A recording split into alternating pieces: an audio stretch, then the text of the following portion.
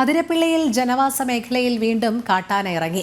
വെറ്റിലപ്പാറ 14-ലും വരടക്കയം ഭാഗത്തുമാണ് കാട്ടാന ഇറങ്ങിയത്. പ്രദേശത്ത് വ്യാപകമായി കൃഷി നശിപ്പിച്ചു. ആനന്ദ് പുത്തൂർ ചേരുന്നു വിവരങ്ങളുമായി. ആനന്ദ്, വിശദാംശങ്ങൾ.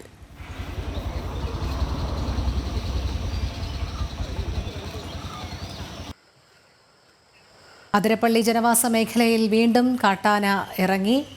വെറ്റിലപ്പാറ 14-ലും വരടക്കയം ഭാഗത്തുമാണ് കാട്ടാന ഇറങ്ങിയത്. പ്രദേശത്ത് വ്യാപകമായി കൃഷി നശിപ്പിച്ചു. കഴിഞ്ഞ കുറേ നാളുകളായി അതിരപ്പള്ളി ജനവാസ മേഖലയിൽ കാട്ടാന ഇറങ്ങുകയായിരുന്നു.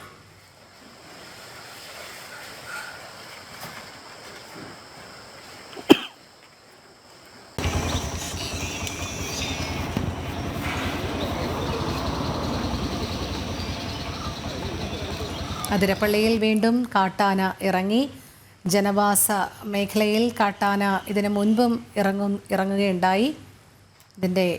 കാട്ടാന ഇറങ്ങി റോഡിലൂടെ നടന്നു പോകുന്നതിൻ്റെ ദൃശ്യങ്ങളാണ് നമ്മൾ കാണുന്നത്.